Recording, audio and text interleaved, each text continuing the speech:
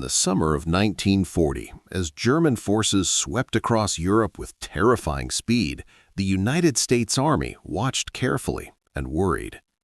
Blitzkrieg had rewritten the rules of modern warfare. Tanks moved fast, infantry moved faster, and communication between units became the difference between victory and collapse. The U.S. Army realized it had a dangerous weakness. It did not have a lightweight, fast, highly mobile reconnaissance vehicle capable of keeping up with mechanized warfare. Motorcycles were too exposed, trucks were too heavy. What the Army needed did not yet exist. On July 11, 1940, the Army issued an urgent requirement, a four-wheel drive reconnaissance car weighing no more than 1,300 pounds, capable of carrying 3 soldiers, mounting a machine gun, and traversing rough terrain. It had to have a fold-down windshield, it had to reach 50 miles per hour, it had to be rugged, reliable, and simple, and it had to be delivered, prototype included, in just 49 days. Most manufacturers looked at the list of specifications and quietly stepped away. The deadline alone seemed absurd. Designing, engineering, and building a brand new military vehicle from scratch in 7 weeks bordered on fantasy. But one small company, the American Bantam Car Company, decided to try. They were struggling financially. This was survival. Bantam did not even have a full-time chief engineer capable of completing such a task, so they reached out to an independent automotive engineer named Karl Probst. At first, Probst refused. The timeline was impossible, the risk was enormous. But as Europe burned and the urgency became clear, he reconsidered. On July 17th, he walked into Bantam's office. By July 22nd, he had completed the design on paper. In just 5 days, the basic blueprint of what would become the Jeep was born. Probst worked almost without sleep.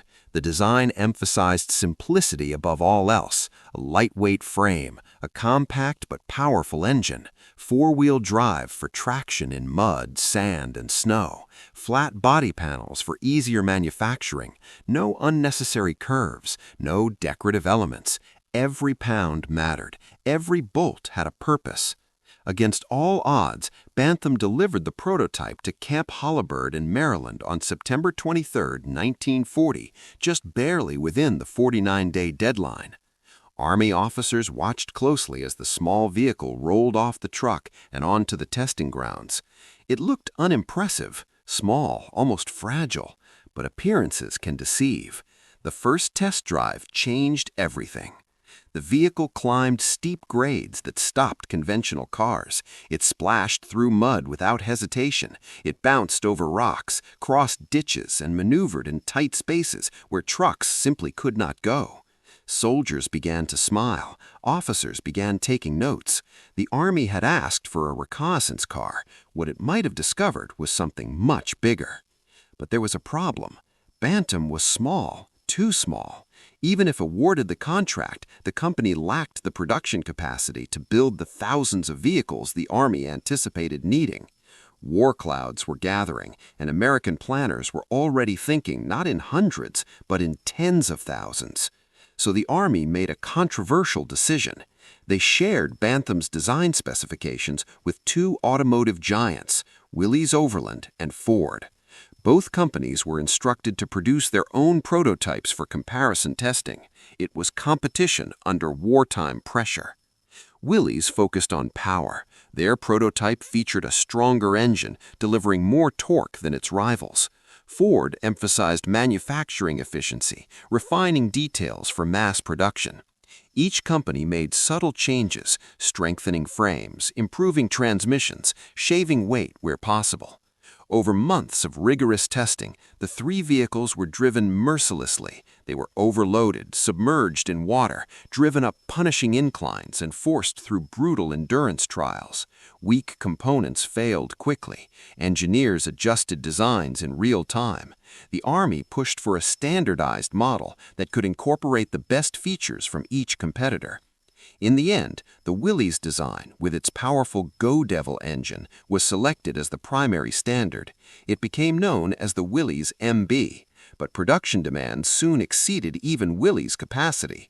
Ford, with its vast industrial network, joined the effort, producing nearly identical models, designated the Ford GPW.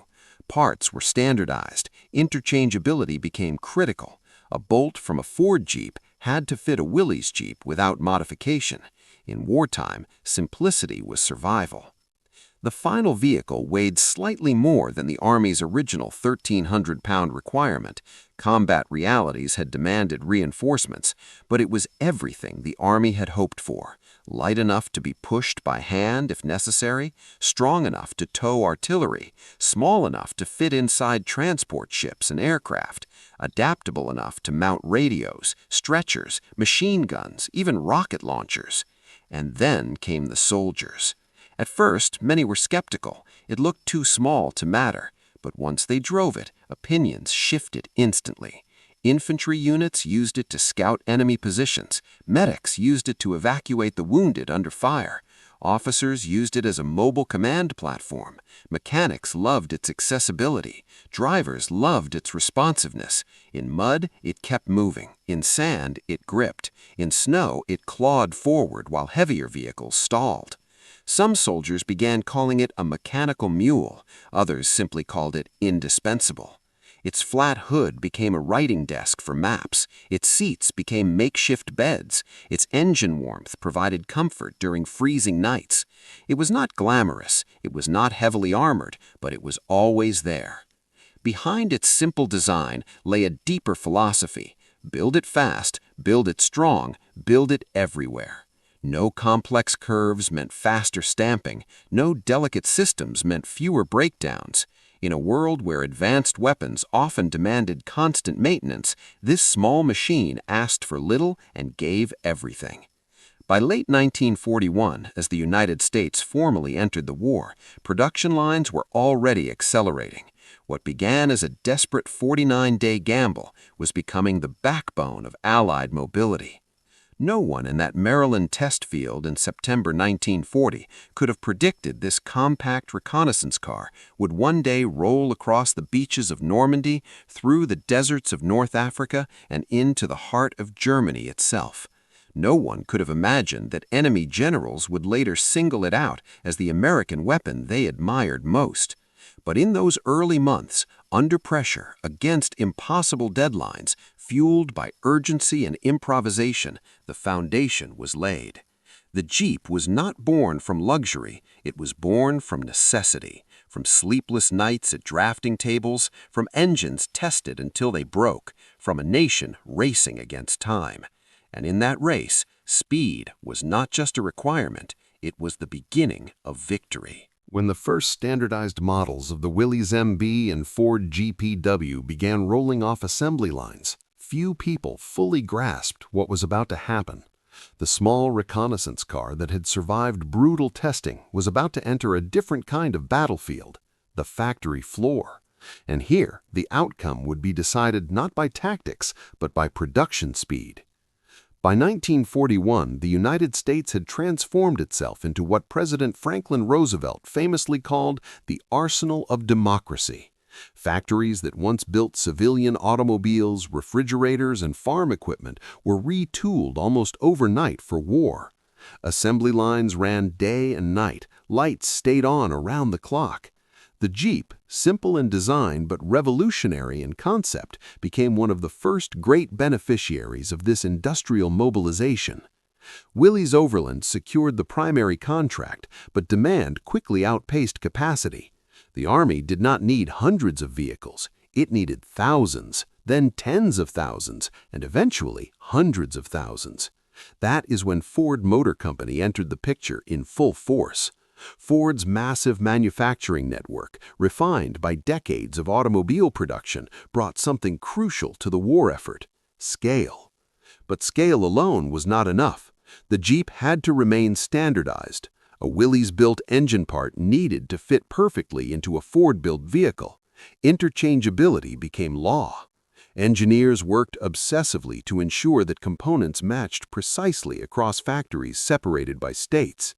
In wartime conditions, on a muddy road in Italy or a frozen field in Belgium, there was no time for custom fitting.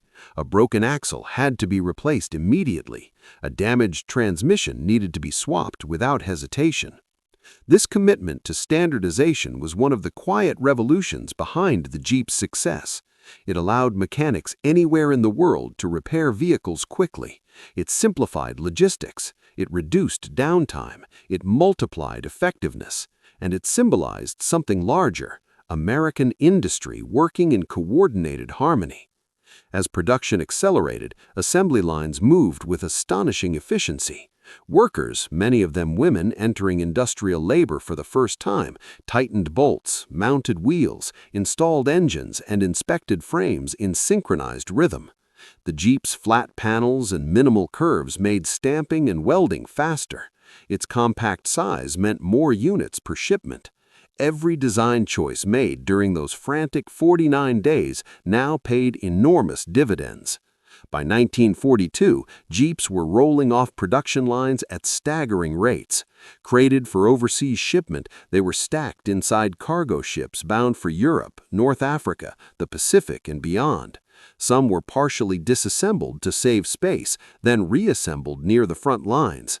The process became so streamlined that a trained crew could uncrate and prepare a Jeep for service in just hours. Meanwhile, across the Atlantic, Germany relied heavily on its own light utility vehicle, the Kübelwagen. Designed under the direction of Ferdinand Porsche, it was efficient in its own right, lightweight, reliable, and easy to maintain. But there was one crucial difference: numbers. German industry, constrained by resource shortages, Allied bombing, and centralized control, could not match the American output. For every Kübelwagen produced, Allied factories delivered approximately 13 Jeeps, 13 to 1. In war, ratios matter. The Jeep did not win battles alone, but it ensured that Allied forces moved faster, resupplied quicker, and coordinated better than their adversaries. It carried ammunition forward and wounded soldiers back. It towed anti-tank guns into position. It served as a mobile radio platform, linking commanders to frontline units in real time. And because there were so many of them, units could depend on availability. Availability became dominance. Production numbers climbed relentlessly: 100,000, 200,000, 300,000. By the end of the war, approximately 647,000 Jeeps had been built. It was an astonishing figure for a vehicle that had not even existed 5 years earlier. The sheer volume reshaped strategy. Allied planners knew mobility would be no limiting factor. Infantry divisions could scout deeper. Airborne units could regroup faster once on the ground. Supply chains could stretch further without collapsing. The Jeep became the connective tissue of the Allied war machine. And it did not stop at American forces. Through the Lend-Lease program, thousands of Jeeps were shipped to Britain and the Soviet Union. In North Africa, British forces used them to outmaneuver Axis troops across vast desert expanses. On the Eastern Front, Soviet units employed them as command and reconnaissance vehicles, appreciating their reliability in brutal conditions. The Jeep became an international tool of resistance against Axis expansion. Its presence began to feel inevitable. Photographs from the era show them everywhere, lined up on docks, strapped to landing craft, parked beside airstrips wedged into muddy farm roads in France.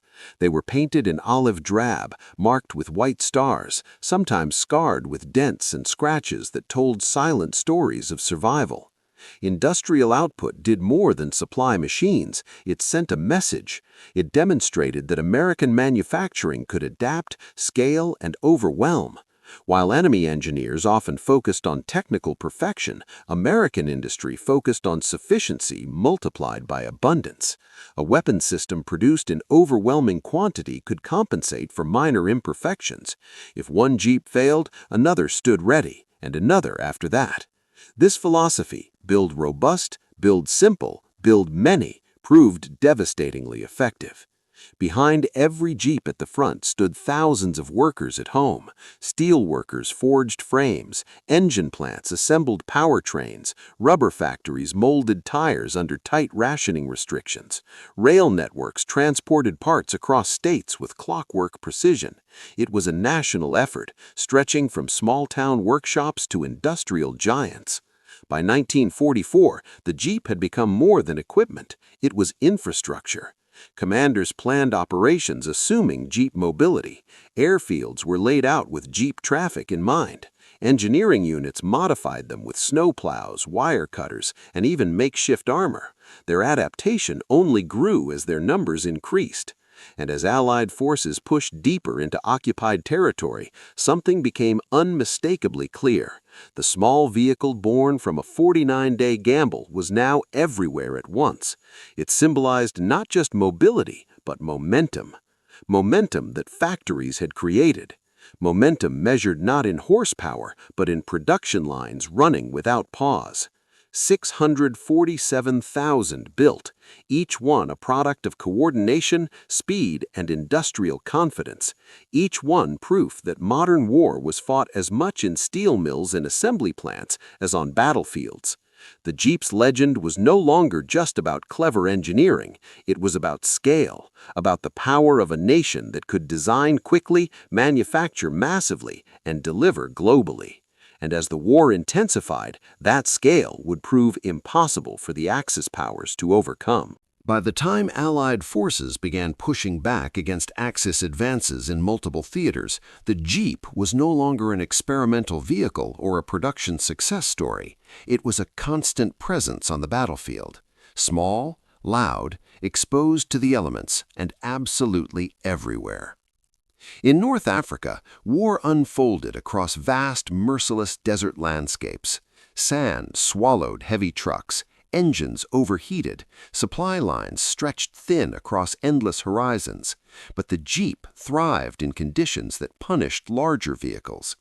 Its lightweight frame allowed it to skim across soft sand where heavier transports bogged down. Its four-wheel drive clawed forward over dunes and rocky outcrops. For British Special Air Service commandos, this was a revelation. The SAS stripped their Jeeps down to reduce weight, removing windshields and unnecessary equipment. They mounted multiple machine guns, extra fuel cans, and crates of ammunition. These modified vehicles became fast-moving raiders capable of traveling deep behind enemy lines. In daring nighttime operations, small groups of Jeeps crossed vast stretches of desert to attack Axis airfields. They would burst from the darkness, guns blazing, targeting parked aircraft lined up wingtip to wingtip. Within minutes, flames would rise into the desert sky. Then, just as quickly, the Jeeps would disappear back into the night. Nearly 400 Axis aircraft were destroyed in these lightning raids, an extraordinary return for a vehicle originally intended for reconnaissance. The Jeep had become an offensive weapon. In Italy, the terrain shifted from sand to steep mountains and narrow village roads. Here, maneuverability mattered more than speed.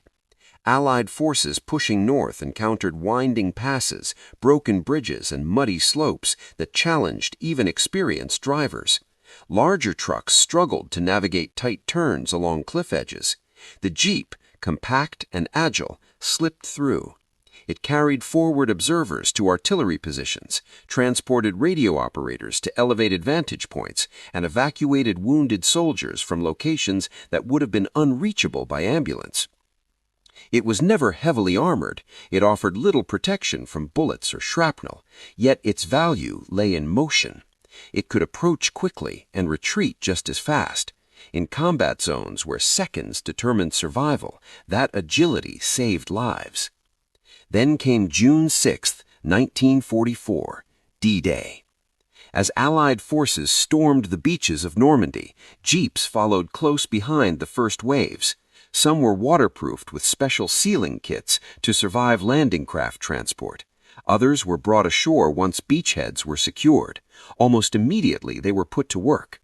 They hauled ammunition inland from temporary supply dumps. They carried officers between units scattered by the chaos of invasion. They towed anti-tank guns into hedgerow country, where visibility was limited and German resistance fierce. The narrow lanes of rural France, bordered by thick hedges and sunken roads, became a maze. Larger vehicles struggled to navigate tight turns along cliff edges. The Jeep, compact and agile, slipped through. It carried forward observers to artillery positions, transported radio operators to elevated vantage points, and evacuated wounded soldiers from locations that would have been unreachable by ambulance. It was never heavily armored. It offered little protection from bullets or shrapnel, yet its value lay in motion. It could approach quickly and retreat just as fast. In combat zones where seconds determined survival, that agility saved lives. Then came June 6, 1944, D-Day. As Allied forces stormed the beaches of Normandy, jeeps followed close behind the first waves. Some were waterproofed with special sealing kits to survive landing craft transport. Others were brought ashore once beachheads were secured. Almost immediately they were put to work. They hauled ammunition inland from temporary supply dumps. They carried officers between units scattered by the chaos of invasion. They towed anti-tank guns into hedgerow country, where visibility was limited and German resistance fierce. The narrow lanes of rural France, bordered by thick hedges and sunken roads, became a maze. Larger vehicles struggled to navigate tight turns along cliff edges. The Jeep, compact and agile, slipped through. It carried forward observers to artillery positions, transported radio operators to elevated vantage points, and evacuated wounded soldiers from locations that would have been unreachable by ambulance. It was never heavily armored. It offered little protection from bullets or shrapnel, yet its value lay in motion. It could approach quickly and retreat just as fast. In combat zones where seconds determined survival, that agility saved lives. Then came June 6, 1944, D-Day. As Allied forces stormed the beaches of Normandy, jeeps followed close behind the first waves. Some were waterproofed with special sealing kits to survive landing craft transport. Others were brought ashore once beachheads were secured. Almost immediately they were put to work. They hauled ammunition inland from temporary supply dumps. They carried officers between units scattered by the chaos of invasion. They towed anti-tank guns into hedgerow country, where visibility was limited and German resistance fierce. The narrow lanes of rural France, bordered by thick hedges and sunken roads, became a maze. Larger vehicles struggled to navigate tight turns along cliff edges. The Jeep, compact and agile, slipped through.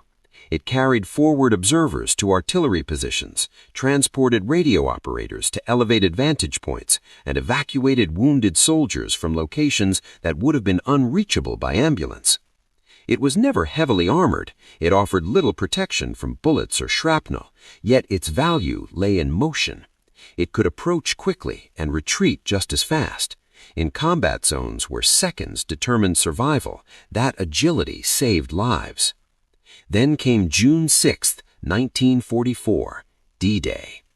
As Allied forces stormed the beaches of Normandy, jeeps followed close behind the first waves. Some were waterproofed with special sealing kits to survive landing craft transport. Others were brought ashore once beachheads were secured. Almost immediately they were put to work. They hauled ammunition inland from temporary supply dumps. They carried officers between units scattered by the chaos of invasion. They towed anti-tank guns into hedgerow country, where visibility was limited and German resistance fierce. The narrow lanes of rural France, bordered by thick hedges and sunken roads, became a maze. Larger vehicles struggled to navigate tight turns along cliff edges. The Jeep, compact and agile, slipped through. It carried forward observers to artillery positions, transported radio operators to elevated vantage points, and evacuated wounded soldiers from locations that would have been unreachable by ambulance. It was never heavily armored. It offered little protection from bullets or shrapnel, yet its value lay in motion. It could approach quickly and retreat just as fast. In combat zones where seconds determined survival, that agility saved lives. Then came June 6, 1944, D-Day. As Allied forces stormed the beaches of Normandy, jeeps followed close behind the first waves. Some were waterproofed with special sealing kits to survive landing craft transport. Others were brought ashore once beachheads were secured. Almost immediately they were put to work. They hauled ammunition inland from temporary supply dumps. They carried officers between units scattered by the chaos of invasion. They towed anti-tank guns into hedgerow country, where visibility was limited and German resistance fierce. The narrow lanes of rural France, bordered by thick hedges and sunken roads, became a maze. Larger vehicles struggled to navigate tight turns along cliff edges. The Jeep, compact and agile, slipped through. It carried forward observers to artillery positions, transported radio operators to elevated vantage points, and evacuated wounded soldiers from locations that would have been unreachable by ambulance. It was never heavily armored. It offered little protection from bullets or shrapnel, yet its value lay in motion. It could approach quickly and retreat just as fast. In combat zones where seconds determined survival, that agility saved lives. Then came June 6, 1944, D-Day. As Allied forces stormed the beaches of Normandy, jeeps followed close behind the first waves. Some were waterproofed with special sealing kits to survive landing craft transport. Others were brought ashore once beachheads were secured. Almost immediately they were put to work. They hauled ammunition inland from temporary supply dumps. They carried officers between units scattered by the chaos of invasion. They towed anti-tank guns into hedgerow country, where visibility was limited and German resistance fierce. The narrow lanes of rural France, bordered by thick hedges and sunken roads, became a maze. Larger vehicles struggled to navigate tight turns along cliff edges. The Jeep, compact and agile, slipped through. It carried forward observers to artillery positions, transported radio operators to elevated vantage points, and evacuated wounded soldiers from locations that would have been unreachable by ambulance. It was never heavily armored. It offered little protection from bullets or shrapnel, yet its value lay in motion. It could approach quickly and retreat just as fast. In combat zones where seconds determined survival, that agility. By late 1944, as Allied forces pushed toward the German border, something unexpected was happening behind enemy lines. German soldiers were not just encountering the Jeep on the battlefield, they were studying it, inspecting it, in some cases capturing it and putting it back into service under their own flag. The Wehrmacht was no stranger to engineering excellence. Germany had produced formidable tanks, efficient aircraft, and the reliable Kübelwagen, its own light utility vehicle. Designed under the direction of Ferdinand Porsche, the Kübelwagen was lightweight and well-suited for many roles. It performed reliably on roads and in moderate terrain. But there was a difference that became impossible to ignore. The Jeep had four-wheel drive. That single feature gave it a decisive edge in mud, snow, and broken ground. While the Kübelwagen relied primarily on rear-wheel drive and lightweight construction to navigate difficult terrain, the Jeep simply powered through. On the Eastern Front, where autumn rains turned roads into rivers of mud and winter froze landscapes into jagged ice fields, traction meant survival. Captured German reports began noting the Jeep's superior off-road capability. Allied troops advancing through Italy and France often found abandoned Kübelwagons stuck in terrain that Jeeps crossed with relative ease. German officers recognized it. They may not have admired the aesthetics, but they respected the functionality. In 1945, after Germany's surrender, U.S. Army historian Hugh M. Cole conducted interviews with captured Wehrmacht generals. He asked a simple but revealing question. Which American weapon impressed you most? Not which one caused the most destruction, not which one was most feared, which one stood out? The answer surprised many. It was not the B-17 bomber, not the Sherman tank. It was the Jeep. Why? Because it represented something deeper than firepower. It represented mobility, constant, flexible, reliable mobility. German commanders understood that modern warfare depended on rapid coordination. The side that moved faster, resupplied faster, and adapted faster held the advantage. And everywhere they looked, American units seemed to have Jeeps in abundance. One of the most dramatic acknowledgments of the Jeep's importance came during the Battle of the Bulge. In December 1944, Germany launched a desperate counteroffensive through the Ardennes forest, hoping to split Allied forces and force a negotiated peace. It was a bold gamble, and part of that gamble relied on deception. SS Commando Otto Skorzeny was assigned Operation Greif, a covert mission in which German soldiers would dress in American uniforms and infiltrate Allied lines to create confusion. To make the deception convincing, Skorzeny needed authentic American equipment. That included Jeeps.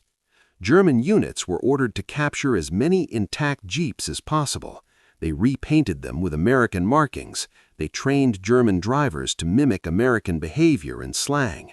The goal was simple: blend in, disrupt communications, redirect traffic, and sow panic. That operation alone revealed the Jeep's symbolic power. It was not merely a vehicle, it was a visual shorthand for American presence. A Jeep approaching on a road meant Allied forces.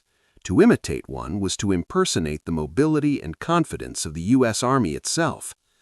Although Operation Greif achieved limited tactical success, it underscored something profound.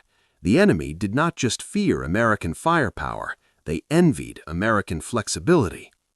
German industry by late 1944 was strained to the breaking point. Allied bombing campaigns had devastated factories and rail networks. Fuel shortages crippled armored divisions. Production of vehicles declined sharply. Even the dependable Kübelwagen could not be manufactured in sufficient numbers to match Allied mobility. In contrast, American factories continued delivering Jeeps in overwhelming quantities. 13-1. The production imbalance was crushing. But beyond numbers, there was philosophy. German engineering often prioritized precision and technical sophistication. American engineering, especially in the Jeep, prioritized rugged simplicity and mass producibility. The Jeep could be repaired with minimal tools. Parts were interchangeable. Damage did not necessarily mean abandonment. It was built for conditions where perfection was impossible. As Allied troops crossed into Germany itself, Jeeps rolled through bombed-out towns and across shattered infrastructure. They climbed over rubble and navigated roads cratered by air raids. To German civilians and soldiers alike, the small olive-drab vehicle became an unmistakable symbol. The war was turning irreversibly. Captured German soldiers were sometimes surprised by how casually Allied units used their vehicles. Jeeps were everywhere, delivering food, transporting officers, scouting intersections. There was no sense of scarcity. That abundance conveyed psychological weight. It suggested industrial depth beyond immediate battlefield strength. When German officers examined captured Jeeps, they saw more than steel and rubber. They saw an entire system behind it. Factories untouched by bombing, supply chains stretching across oceans, oil reserves flowing steadily, standardized parts arriving predictably. The Jeep was the visible tip of a much larger structure of power. And perhaps that's why, when asked to name the most impressive American weapon, they did not choose the largest or loudest machine. They chose the one that appeared in every photograph, at every crossroads, beside every advancing column. It was the machine that never seemed to run out. It required no ceremony. It did not dominate headlines, but it quietly enabled the overwhelming tempo that German forces struggled to counter. It carried officers who coordinated attacks. It transported engineers who repaired bridges. It evacuated wounded who would later return to duty. It allowed American units to react faster than their opponents expected. In the final months of the war, as Allied forces closed in from west and east, mobility became collapse. German defenses, already stretched thin, could not reposition quickly enough to respond to rapid Allied advances. The very speed that had defined Germany's early blitzkrieg now belonged to the Allies. And at the center of that shift was a small utilitarian vehicle born from a 49-day design gamble. When German officers looked at the Jeep, they saw practicality over pride, function over ideology, speed over spectacle. They examined it carefully, they admired it quietly, and in some cases, they wished they had built something just like it, in equal numbers. By 1945, the Jeep had earned the ultimate acknowledgement in war, respect from the enemy. By the spring of 1945, as Allied armies advanced into the heart of Germany and victory in Europe became inevitable, the Jeep was no longer simply a vehicle of war. It had become a symbol. It was there when towns were liberated. It was there when prisoners of war were freed. It was there when commanders met in shattered city squares to coordinate the final push.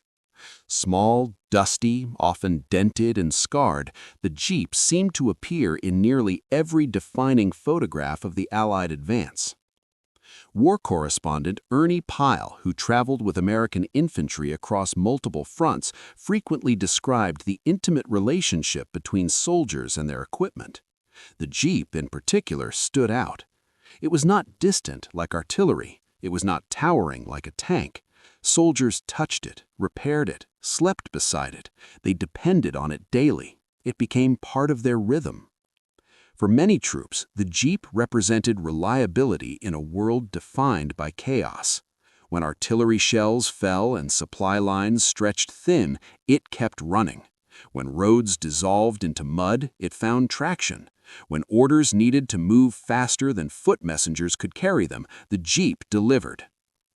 General Dwight D. Eisenhower later identified the Jeep as one of the most vital tools of Allied victory alongside the C-47 transport aircraft and the landing craft that carried troops to hostile shores. That praise was extraordinary. It placed a lightweight reconnaissance vehicle among the most strategically important machines of the war. But its legacy was not measured solely in strategy. It was measured in morale. The Jeep shrank distance. A frontline unit could feel less isolated knowing transportation was minutes away rather than hours. Wounded soldiers could be evacuated quickly instead of waiting under fire. Commanders could inspect positions personally, reinforcing trust and visibility. In countless small ways, the Jeep strengthened cohesion. And then there was its adaptability. Over the course of the war, Jeeps were modified for nearly every conceivable purpose. They carried radios powerful enough to coordinate artillery strikes. They towed anti-tank guns. They served as ambulances. Some were fitted with snowplows in Europe's brutal winters. Others were equipped with deep water extensions to ford rivers. In airborne operations, specially prepared Jeeps were loaded into gliders and brought directly behind enemy lines. It was never designed for all these roles. It simply proved capable of them. When the war ended in Europe in May 1945 and later in the Pacific in September, the Jeep did not disappear.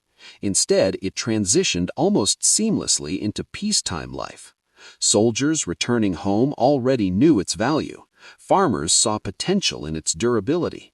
Construction crews recognized its utility. Adventurers imagined its off-road capability applied to wilderness rather than warfare.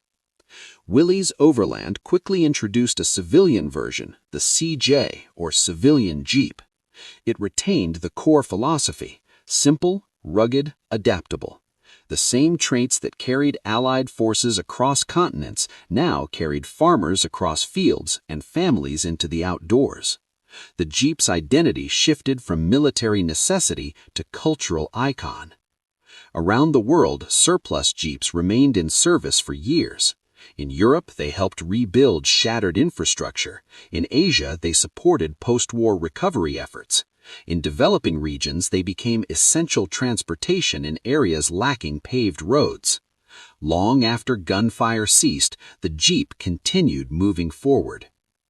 Its silhouette became timeless: flat hood, round headlights, upright grille, functional lines with no ornamentation. Even decades later, modern sport utility vehicles would trace their lineage back to that original 49-day design.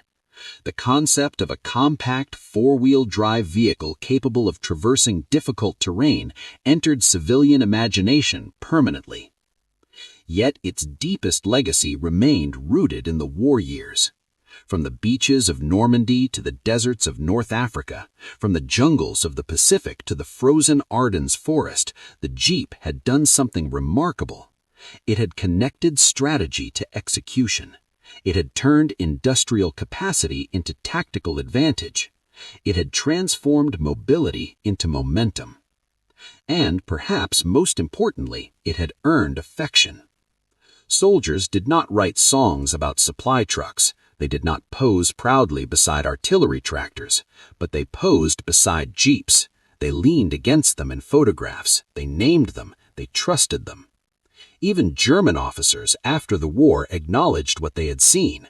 Among all the machinery deployed by the United States, it was the Jeep that impressed the most, not because it was the most destructive, not because it was technologically complex, but because it was everywhere, all the time, doing exactly what was needed.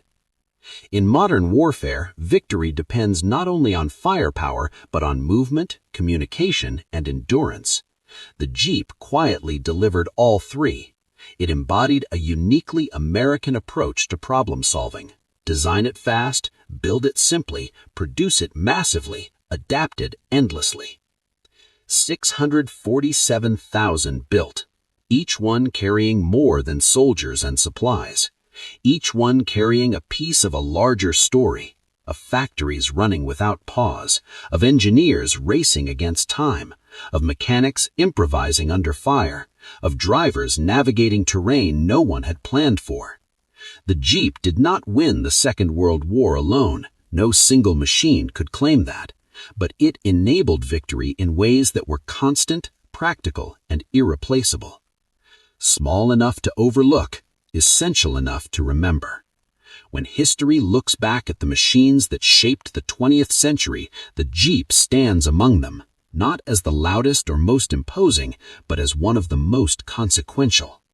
A vehicle born from urgency, tested in adversity, admired by allies, respected by enemies, and remembered as the machine that kept the Allies moving forward until the very end.